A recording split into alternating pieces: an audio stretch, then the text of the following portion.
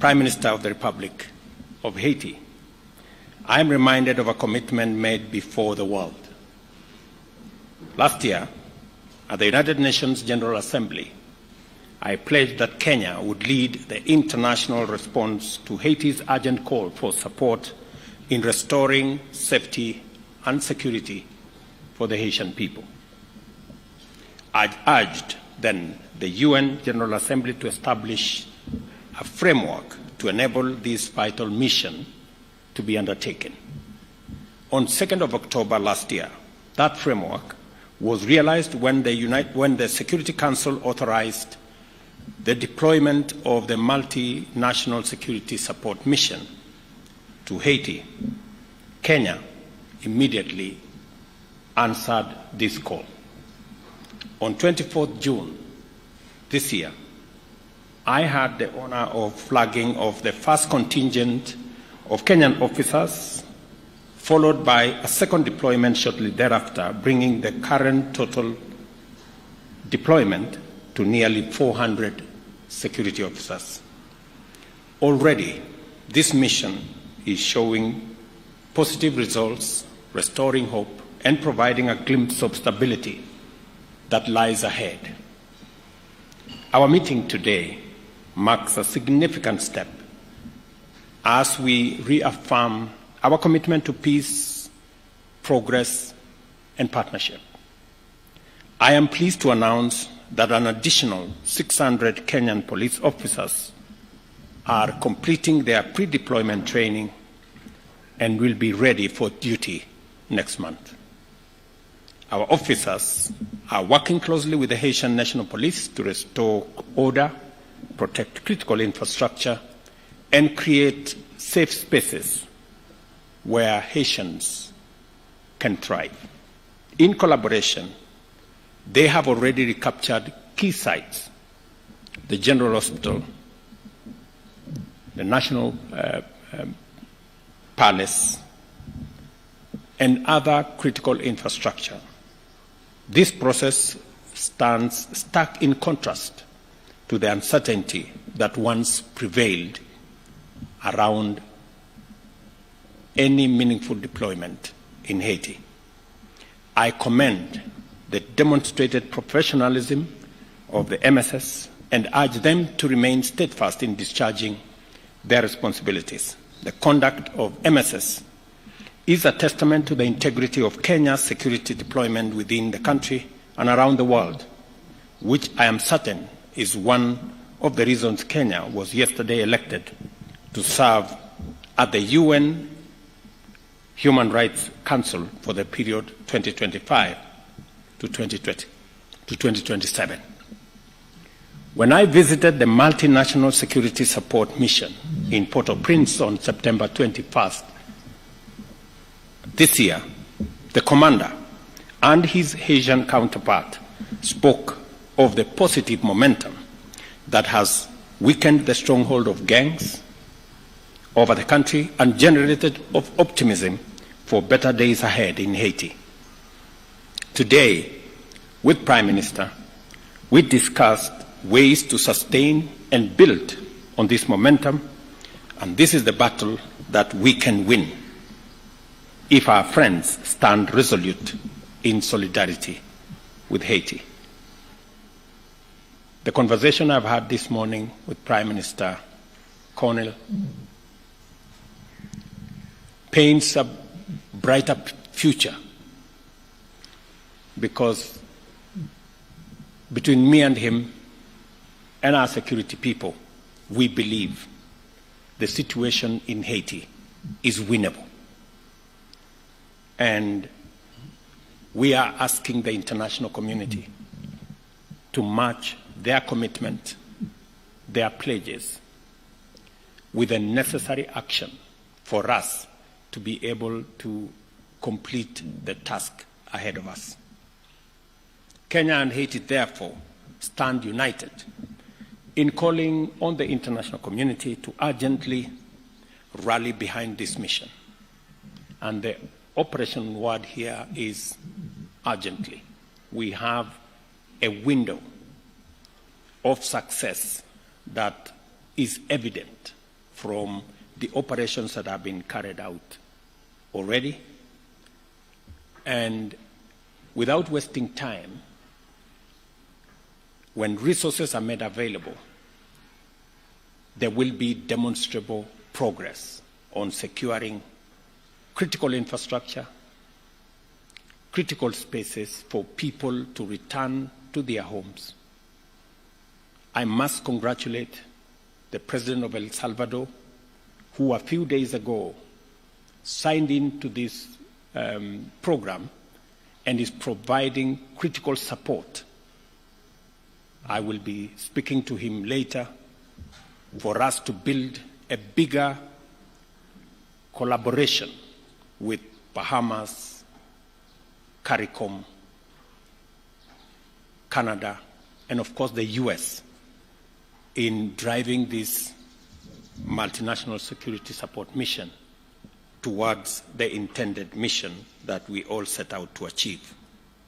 The adoption by the UN Security Council of Resolution 2751 on 30th September 2024, extending the term of the multinational security support mission by another 1 year, signals strong global support. But however, words and pledges must be merged by concrete action. We therefore strongly implore our global partners to accelerate their contribution to the personnel, logistics, and financial resources necessary to sustain, expand, and complete this mission.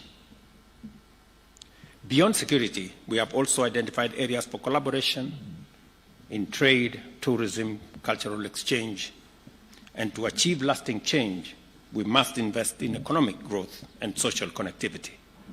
This is why Prime Minister Cornell and I discussed concrete steps to enhance trade and boost investment between our two nations. We envision a future where Kenya and Haiti, as well as the larger Caribbean region, are linked not only by shared values of democracy and rule of law, but also by dynamic economic exchanges to create jobs, spur innovation, and uplift communities. As we work together, we reaffirm our commitment to multilateralism as a powerful force for good. However, we recognize that global governance structures must evolve to reflect today's realities. Our shared challenges, from climate change to food security, demand institutions that are resilient, responsive, and equitable. Kenya and Haiti believe in the need for reform that realigns our institutions to serve the needs of all nations, ensuring a more just and sustainable world. In this spirit, we also champion the strengthening of ties between the Africa Union and the Caribbean community, regarded as the sixth region of Africa. By forging these alliances, we seek to enhance South-South cooperation and build a more interconnected, prosperous, and resilient global community. In closing, Mr. Prime Minister, I extend my gratitude to you for your visit and for the spirit of collaboration that has characterized our discussions today. Haiti is a great inspiration to Africa. You became the first black republic in 1st January 1804. That's just more than 210 years ago. And because you inspired many countries with your own struggle for independence, believe in the rule of law, believe in freedom and democracy, many African countries followed in Haiti's footsteps. And today we have a free Africa that has the potential to work with Haiti, even in this mission. There are many African countries, Your Excellency, who are ready and willing to participate in this mission because of the shared history of rule of law, freedom, and democracy that we all share. We look forward to continuing this dialogue strengthening our ties, and building a future of peace, progress, and prosperity for our nation. As you journey back home, my brother, kindly convey our best wishes to the President, Mr. Voltaire, and esteemed members of the Transitional Presidential Council, and to our brothers and sisters in Haiti. Thank you very much. Please welcome. Thank you so much. Thank you. Thank you, Mr. President. Let me first start by thanking you for hosting us. It feels so nice to be back in Nairobi, a city that I consider almost a second home, having been here so many times before. But let me also thank you for your vision, for your leadership, and for your commitment. You know, it's important to remind that Haiti is a country of 12 million people hostage to a handful of gang members, with half a population food insecure, with 600,000 displaced, with 70% of the health infrastructure that had collapsed. And this crisis came at a time when the world has its share of crisis. And you helped us tell the world that Haitian children are not less deserving than the others, and that Haitian men and women who are suffering deserve solidarity, and you led that fight with us. And today I think we're in a better place. You helped where others saw crisis, you saw opportunity and potential, and you voiced it in a very firm way, allowing for others to come together around Haiti. And me and the Haitian people are extremely grateful to you for your leadership in this critical time. I also want to, of course, extend and convey the gratitude of the Haitian people to the Kenyan people for their commitment, engagement, and sacrifice. Today, you share with us not because you have extreme abundance, but because Kenyan people have made the determination that Haiti deserves their help and support, and they've stepped up in a very significant way. Let me also reiterate what you've said. The first deployments of Kenyan contingents in Haiti have been extremely helpful, useful, professional, committed. They've engaged almost immediately, side by side with the police force. They've provided us with the wealth of experience that they have, and they continue to engage with us in a significant manner. Early on in this process, you will recall that their doubters had thought that language would be a barrier. Let me confirm that it has not. I followed directly operations in some of the most difficult circumstances, and they found ways to make sure that they protect each other and they get the mission accomplished. You said, and we agree, that this is something that we can do. If we work together, we are confident that we can see significant progress in the security situation in Haiti, and as you have pointed out, begin the rebuilding process. And we're committed to doing so. Now, obviously, our partners will have to step up and meet the commitments they've made, and the time is now. There is a sense of urgency. The progress that we're seeing is contingent on us continuing to provide the Haitian people with the relief that is desperately needed. And of course, that will only happen if the many commitments that were made by the international community actually materialize. So I'm also here to make a plea to our friends from other countries to come back to the commitments they've made, and to ensure that as urgently as possible, they're able to make sure that the mission is fully funded. They're able to make sure that the police force and the contingent from Kenya have the resources they need to be able to be fully operational, and that already we're looking at the consolidation and the early recovery and the investments that are necessary to rebuild the schools, the health institutions that will sustain whatever progress we made. I can quote here the commander of the Kenyan troops in Haiti, with which I have regular meetings, when he tells me, Prime Minister, this is winnable. This is winnable. And that, of course, has inspired us all. In the next few days and weeks, we will continue to build on this progress. We've established an electoral council that will be installed. We've been able to reopen our schools. We're seeing progress in the security front as well. Obviously, the gangs are reorganizing to make it more difficult, but we're ready and we'll be steadfast. We're using our assets more effectively. We're looking at new relationships with others who may be willing to engage. We're going to see how we provide a more integrated approach solution, which would include disarmament, which would include better communication, which will include all the integrated and well thought through interventions that are usually required to address these kinds of security situations. But obviously, an effective repressive force will continue to be an essential component of that. And let me tell you that just last week we had this incredible violent event led by a gang in the northern part of Port-au-Prince, and quickly the police and the contingent were able to deploy by road within really virtually hours to make sure that the city in question was quickly protected, and that we would have the appropriate level of response to make sure that we address the situation. So this is to say that the Haitian people now have hope in what can be achieved. It is, of course, a cautious optimism.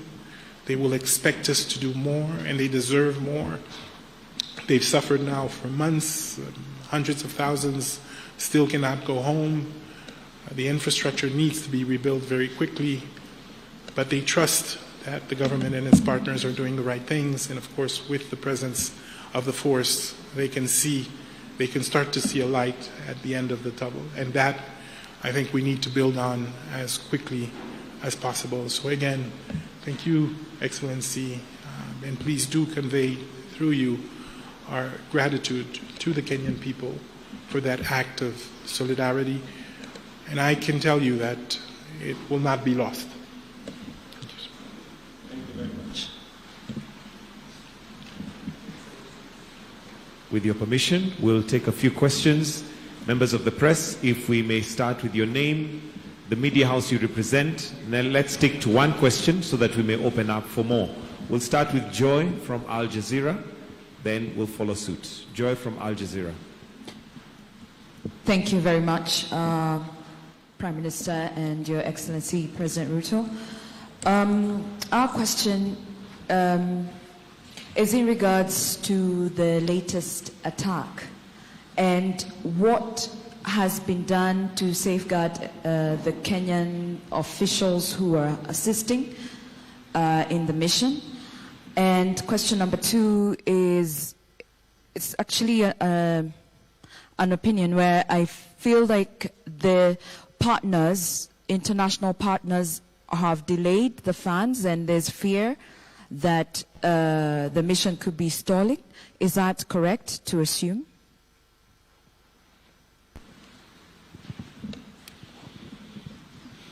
I think I'll allow, okay, do we take another question? Okay. Thank you very much, Rose Buchanan from AFP. So alongside the 600 further officers, will Kenya or members of the international community be supplying additional or improved equipment for the force already present in Haiti?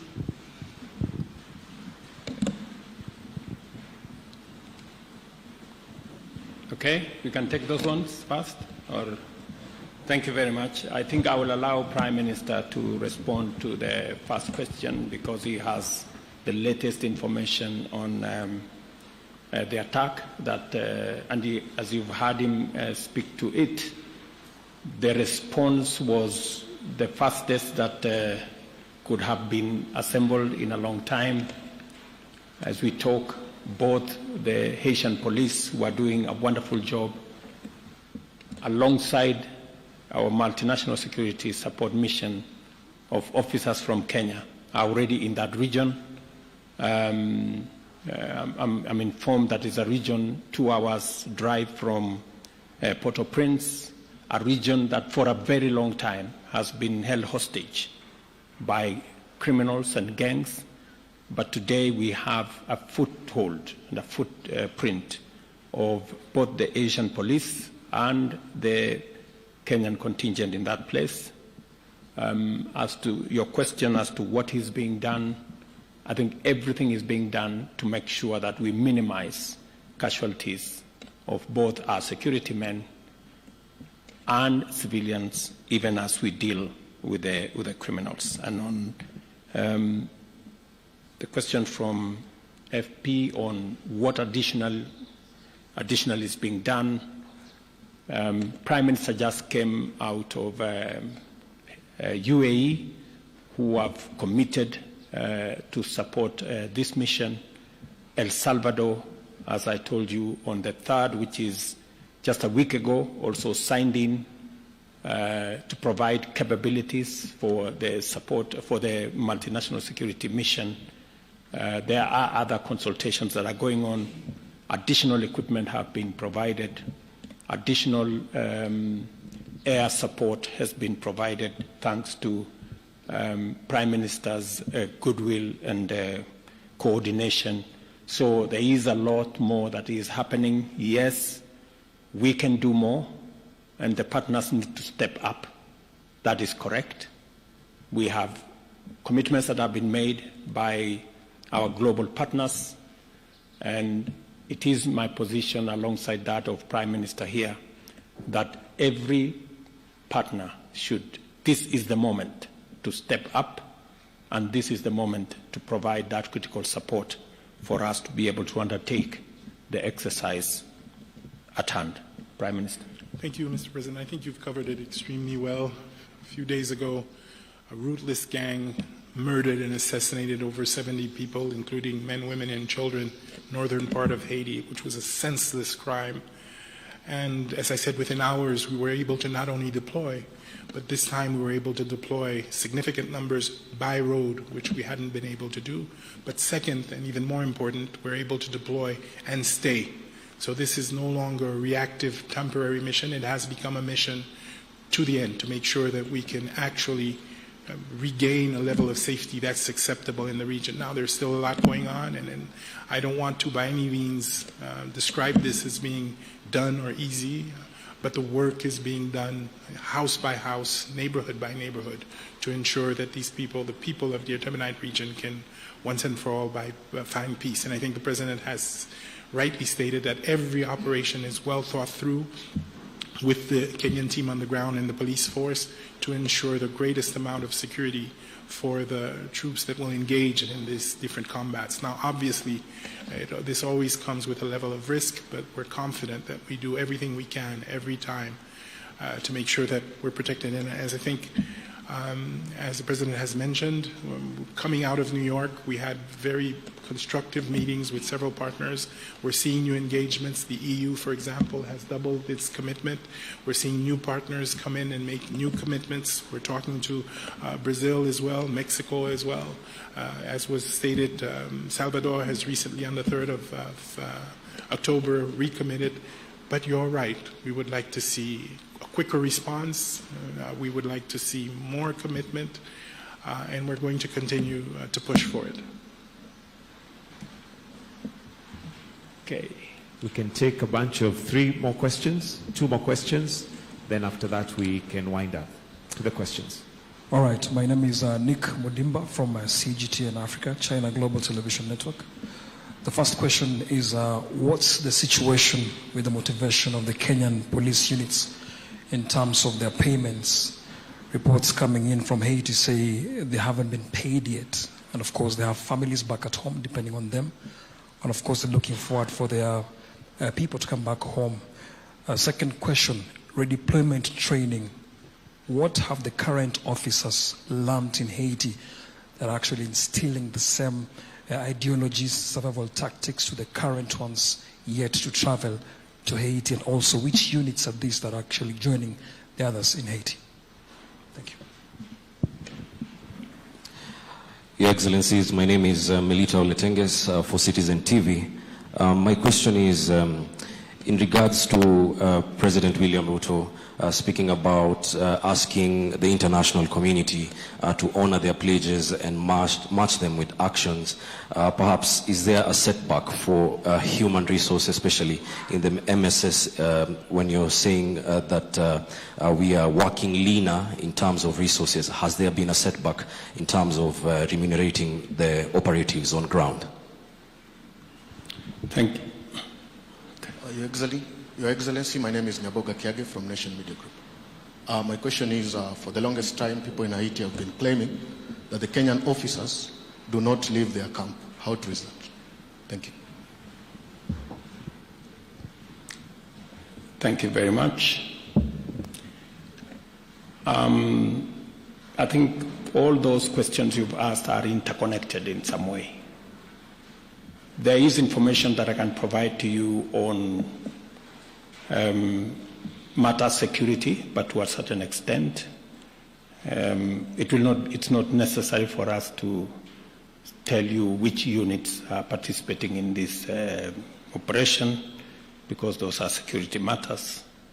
But on the whole, we have a budget that takes us all the way to March next year. So in terms of being able to support our officers on the ground, including those who are joining next month, we have resources to make sure that they have every support that they need up to March 2025. We are asking the international community to step up, because our mandate extends all the way to October next year. All the other issues have been taken care of. As for the status of the MSS security personnel and how they are operating, I think you've heard from the Prime Minister the kind of robust engagement that is going on with our security personnel. I do not think that they would be in a camp and at the same time be in the operation area that the Prime Minister has just talked about. Maybe Prime Minister can. Really just to add that I personally have been on patrol at 1 o'clock in the morning with our Kenyan brothers and sisters that are working with us. They've engaged in very delicate and difficult operations in the center of the city. They've helped us commence to secure our port. They're involved in patrolling the university hospital and the administrative area. And more important, they're with us up north, working closely with the police force to address the current threat with the gangs. And they do so with the level of professionalism and expertise that we've learned to trust and admire. So I can tell you safely that, no, we are engaging. The leadership is also very much engaged with the leadership of the police force in strategic thinking, in understanding and collecting intelligence and finding out how to use it more effectively. So that exchange is also helping build up the capacity of the Haitian force itself. So let me be very clear. The presence of the two contingents that we have now have been extremely, extremely helpful in helping us make the progress that we are seeing now. Thank you very much. Just so that you know, we've had Prime Minister and we had different meetings in Washington at the sidelines of the UN General Assembly.